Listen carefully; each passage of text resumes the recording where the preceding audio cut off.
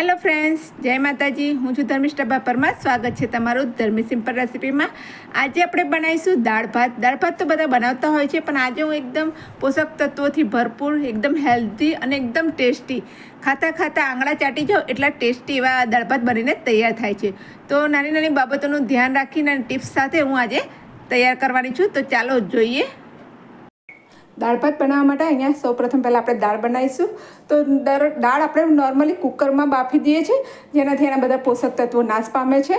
અને જેટલું ફટાફટ બને એ રીતે આપણે કરીએ છીએ એટલે એમાંથી બધા જે એના ગુણધર્મો હોય એ બધા નાશ પામે છે. આપણે જ્યારે પહેલાંના જમાનામાં આપણા બા દાદી નાની એ લોકો શું કરતા હતા કે કઢાઈમાં એને ચઢાવતા હતા.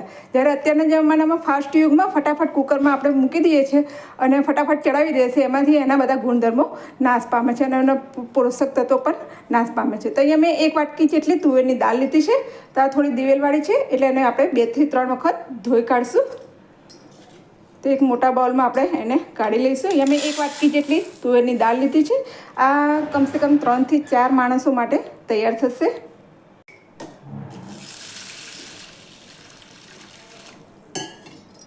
અને આપણે સારી રીતે ધોઈ લઈશું.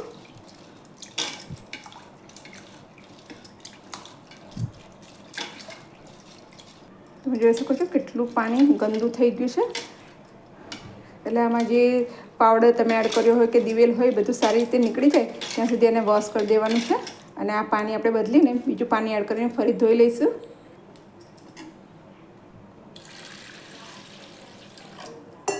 તો તમે એક વખત આ રીતથી દાળ બનાવશો તો બધા ખાતા જ રહી જશે, આંગળી ચાટતા રહી જશે.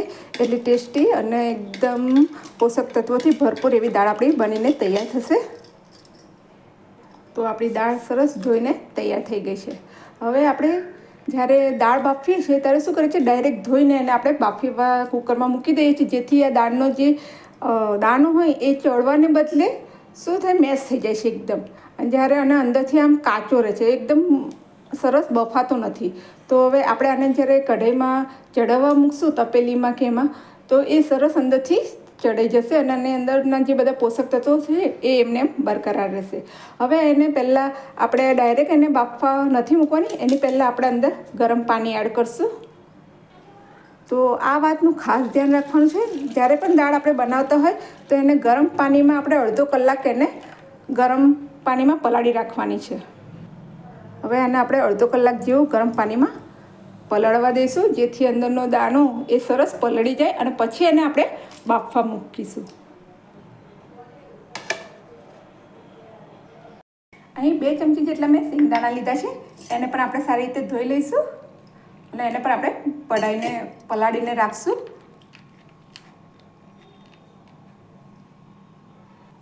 તો આને આપણે નોર્મલ પાણીમાં જ પલાળીને રાખીને મૂકશું. તો હવે અડધો કલાક જેવું થઈ ગયું છે. તો આપણે જોઈ લઈશું. જો આપણી દાળ સરસ પલળીને ફૂલી પણ ગઈ છે અને એનો તમે દાણો જોઈ શકો છો. જો અડધો તો ચડી પણ ગયો છે. તો આ રીતે તમે દાળ બનાવશો તો તમારી દાળ એકદમ સરસ, જો બે આમ કટકા પણ થઈ જાય છે, એકદમ સરસ પલળી ગઈ છે. તો તમારી દાળ એકદમ સરસ મેશ થઈ જશે. જ્યારે પણ તમે દાળ આવી રીતના પલાળીને બાફશો તો એનો એક એક દાણો સરસ ઓગળી જશે. તો હવે આપણે આને બાફવા મૂકી દઈશું. હવે આપણે ગેસ પર એક કઢાઈ લઈ લઈશું અને એમાં આપણે 1 લીટર ને 200 ગ્રામ જેટલું પાણી એડ કરશું. 1 વાટકી દાળ જોડે આટલું પાણી ઇનફ છે. તો આ એક ખાસ વાતનું ધ્યાન રાખવાનું કે પાણીનું માપ એકદમ પરફેક્ટ હોવું જોઈએ. હવે આ પાણીને આપણે થોડું ગરમ થવા દઈશું, પછી જ દાળ અંદર એડ કરવાની છે. જો તમે નાની નાની વાતનું ધ્યાન રાખશો તો તમારા દાળ ભાત ખૂબ જ ટેસ્ટી અને એકદમ સ્વાદિષ્ટ અને પોષણથી ભરપૂર બનશે. અને બધા તમને દાળ ભાતના આમ જાણીતા તરીકે તમને ઓળખશે. તો આ રીતે તમે એક વખત જરૂરથી બનાવજો. તો હવે પાણી ઉકળે પછી આપણે અંદર દાળ એડ કરશું. હવે દાળનું પાણી ઉકળે છે ત્યાં સુધી આપણે ભાતની તૈયારી કરી લઈએ. તો અહીં મેં પુલાવના જે ચોખા આવે એ લીધા છે, 1 વાટકી જેટલા. તમે બાસમતી ચોખા કે કોઈ પણ ચોખા લઈ શકો છો. તો આ બાસમતી જેવા જ છે પણ પુલાવના ચોખા છે એ મેં લીધા છે 1 વાટકી જેટલા. એને સારી રીતે સાફ કરી લેવાના છે અને 2 થી 3 વખત આને પણ પાણીથી આપણે ધોઈ લઈશું.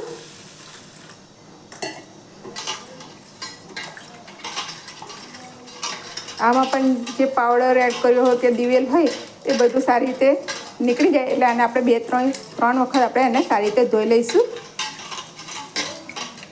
પાણી આ એકદમ ક્લીન ના થઈ જાય ત્યાં સુધી આપણે એને ધોઈ લેવાના છે. તો 2 થી 3 વખત મેં ચોખાને ધોઈ લીધા છે. હવે આમાં પણ પાણી એડ કરીને 10 મિનિટ સુધી રહેવા દઈશું. આમાં મેં નોર્મલ જ પાણી એડ કર્યું છે, ગરમ પાણી એડ નથી કર્યું. તો આને પણ 10 મિનિટ માટે આપણે પલાળવા દઈશું. તમે જોઈ શકો છો પાણી આપણું સરસ ગરમ થઈ ગયું છે દાળ માટેનું. તો અંદર હવે દાળ આપણે આ બધી એડ કરી દઈશું અંદર. તો આ રીતે આપણે એને કઢાઈમાં જ બાફવાની છે. પહેલાંના જમાનામાં આપણા દાદી નાની પણ આ રીતે જ બાફતા હતા. તો આમાં એના પોષક તત્વો બધા બરકરાર રહેશે અને દાળ પણ આપણી સારી રીતે ચડી જશે. હવે આમાં આપણે થોડા ખડા મસાલા એડ કરીશું. આ એક તમાલપત્ર છે, તજનો ટુકડો અને 3 થી 4 લવિંગ છે, એ એડ કરીશું. આનાથી ખૂબ જ સરસ ટેસ્ટ આવશે અને તમાલપત્ર પણ આપણા શરીર માટે ખૂબ જ સરસ છે.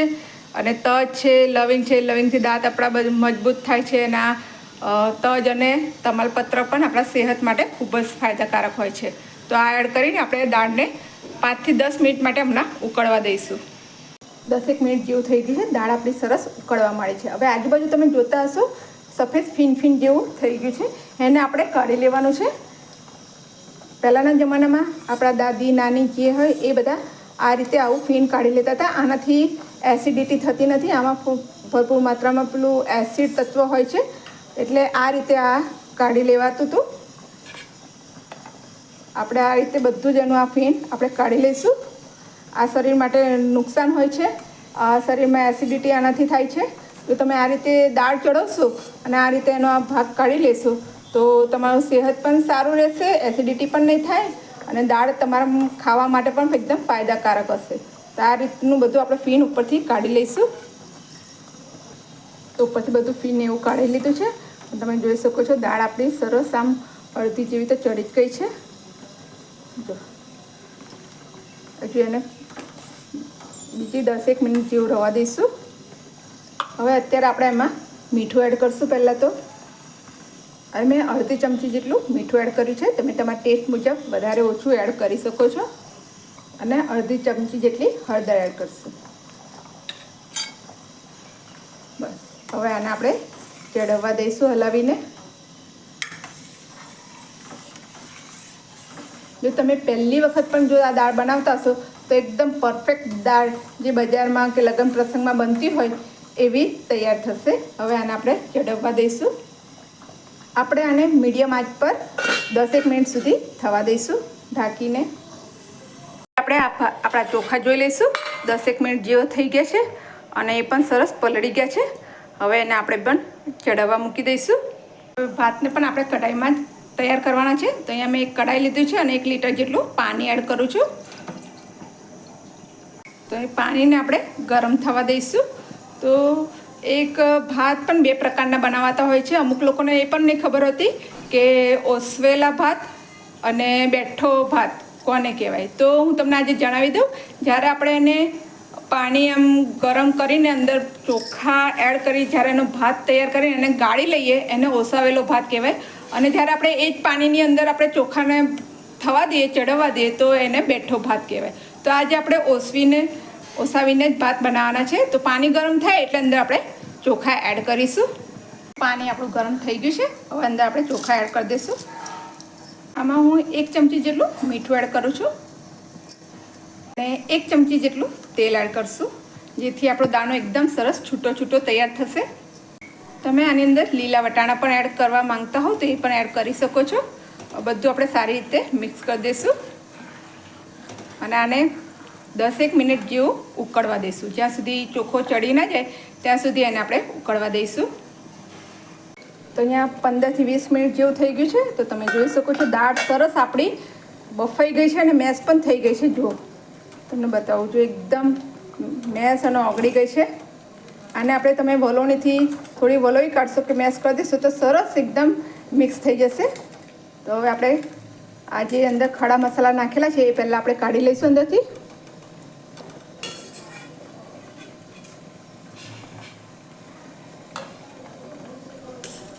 તમાલપત્ર અને લવિંગ એવું જે આપણે અંદર એડ કર્યું હતું એ આપણે અંદરથી કાઢી લઈશું.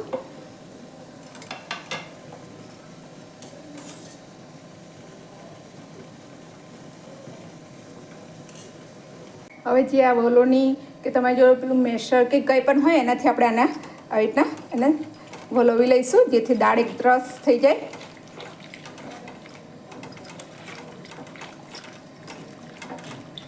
આ બાજુ ભાત પણ આપણા સરસ ચડી ગયા છે, તો ગેસ બંધ કરી દઈશું. અને હવે અંદર એકદમ બજાર જેવા એકદમ સફેદ ભાત જે મળે છે એ કરવા માટે અંદર આપણે અડધા લીંબુનો રસ એડ કરશું. અંદર અહીં મેં આ લીંબુનો રસ કાઢી રાખ્યો છે, એ અંદર એડ કરી દઈશું અને બધું મિક્સ કરી દઈશું. તો આપણા જે ચોખા હશે ને એકદમ ખીલેલા અને એકદમ વ્હાઈટ, એનો કલર એવો વ્હાઈટ ને વ્હાઈટ જ રહેશે. હવે આને આપણે એક કાણાવાળા વાસણમાં કાઢી લઈશું. આપણે આવો એક કાણાવાળો વાટકો લઈશું, એની નીચે એક વાસણ મૂકી રાખશું અને આ જે ભાતને આપણે ઓસાવી લઈશું.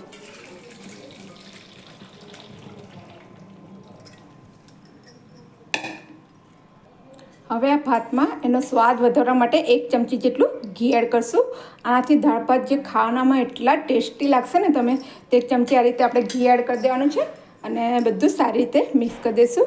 તો તમે જોઈ શકો છો આપણા ભાત એકદમ સરસ ખીલેલા અને એકદમ બજારમાં મળે એ રીતના જ તૈયાર થઈ ગયા છે અને એકદમ વ્હાઈટ પણ એનો કલર આવી ગયો છે અને તમે જોઈ શકો એકદમ છૂટા આપણા ભાત બનીને તૈયાર થયા છે.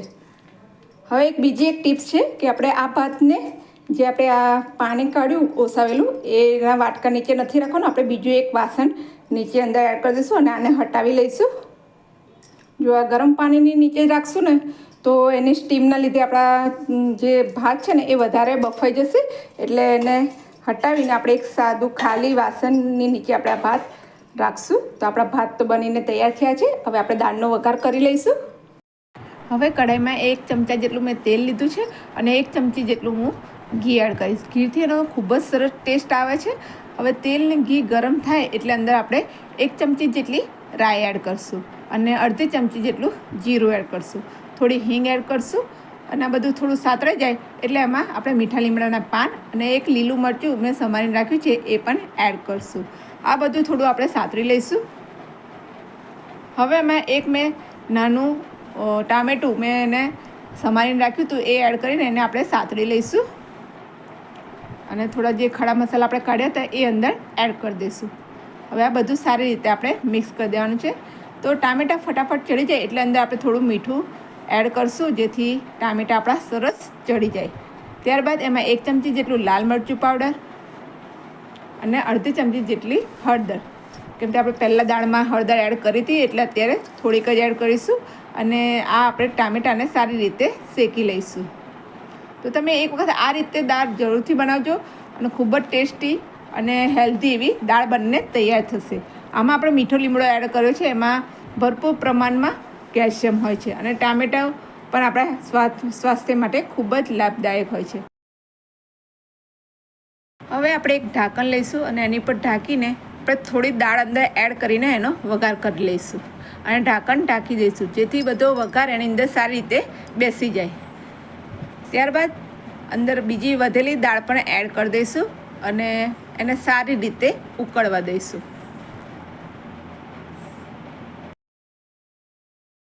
દાળ બનાવવામાં એક આ મહત્ત્વની ટિપ્સ છે કે દાળને ઉકળવા દેશો ને એટલી એ ટેસ્ટી બનશે. તો દાળને કેટલા મિનિટ સુધી ઉકળવા દેવાનું, તો એનો જવાબ છે 10 મિનિટ સુધી. તો તમે 10 મિનિટ સુધી મીડિયમ આંચ પર તમે દાળ ઉકળવા દેવાની છે. ત્યારબાદ તેમાં ટેસ્ટ મુજબ ગોળ એડ કરશું અને અહીંયા મેં અડધા ઇંચ જેટલો આદુનો ટુકડો લીધો છે, એને પણ આપણે ખમણીને એડ કરી દઈશું. આદુ એડ કરવાથી એનો ટેસ્ટ ખૂબ જ સરસ આવશે. એકદમ હોટલ જેવી દાળ આપણી બનીને તૈયાર થશે. જો તમે આ રીતે દાળ ભાત બનાવશો તો દાળ ભાતના માસ્ટર બની જશો.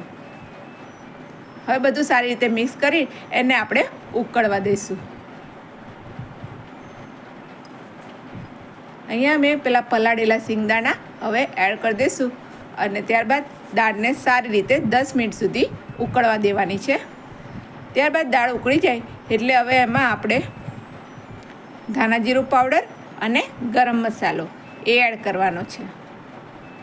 જો તમે જોઈ શકો છો દાળ આપણી કેટલી સરસ ઉકળી રહી છે અને એની તમે કન્સિસ્ટન્સી પણ મારે તેટલી જ બરાબર છે, માપનું જ પાણી હતું. જો તમારે હજુ થોડું પાણી એડ કરવું હોય તો ઠંડુ પાણી એડ નથી કરવાનું, ગરમ પાણી કરીને અંદર એડ કરવાનું છે. તો અહીંયા મેં ધાણા જીરું અને ગરમ મસાલો પણ એડ કરી દીધો છે. હવે આ બધું સારી રીતે મિક્સ થઈ જાય એટલે આપણે ગેસ બંધ કરી દઈશું અને છેલ્લે આપણે લીંબુનો રસ એડ કરશું. ગેસ ચાલુ હોય ત્યારે લીંબુનો રસ આપણે એડ કરવાનો નથી. ગેસ બંધ કરીને પછી આપણે અડધા લીંબુનો રસ એડ કરી દઈશું, જેથી એનો ટેસ્ટ અને સ્વાદ ખૂબ જ સરસ એનું જળવાઈ રહેશે. જો તમે ચાલુ ગેસે કે ઉકળતી દાળમાં જો લીંબુનો રસ એડ કરશો તેનો ટેસ્ટ ખૂબ જ સરસ નહીં આવે. પણ આવી રીતના ગેસ બંધ કરીને પછી છેલ્લે અડધા લીંબુનો રસ આપણે એડ કરી દેવાનો છે. અને જો તમે જો લીલા ધાણા હોય તો એ પણ તમે ઉપર સર્વિંગ માટે એડ કરી શકો છો. અત્યારે મારી જોડે નથી એટલે મેં એડ કર્યા નથી. તો હવે આપણે આ દાળને આપણે સર્વિંગ બાઉલમાં કાઢી લઈશું. તો એકદમ ટેસ્ટી અને હેલ્ધી એવી આપણી આ દાળ બનીને તૈયાર થઈ છે. એને એટલી સરસ સુગંધ આવી રહી છે તો હું તમને શું કહું, તમે એક વખત આ રીતે દાળ ભાત જરૂરથી બનાવજો. તો ફટાફટ મારી આ રેસીપી નોટ કરી લો અને દાળ ભાત બનાવવાના માસ્ટર બની જાઓ. તો હું તમને આ એક બાઉલમાં પણ કાઢીને બતાવું દાળ ભાત કેવા થયા છે. તો આ મેં એક બાઉલ લીધું છે, એમાં આપણે થોડા ભાત એડ કરશું અને દાળ એડ કરશું. એક વખત જે આ દાળ ભાત ખાશે એ ખાતા જ રહીશે અને તમને બધા એક્સપર્ટ કહીને જ બોલાવશે દાળ ભાતના. તો આ રેસીપીનો વિડીયો જો તમને જરા પણ જો ગમ્યો હોય તો પ્લીઝ લાઇક કરી દેજો, શેર કરજો અને મારી ચેનલને સબસ્ક્રાઈબ કરજો. અને આવી જ અવનવી વાનગીઓ જોવા માટે બેલ આઇકોન બટનને પ્રેસ કરજો. તો ત્યાં સુધી ખાઓ પીઓ ને જલસા કરો. જય માતાજી, જય શ્રી કૃષ્ણ, આવજો.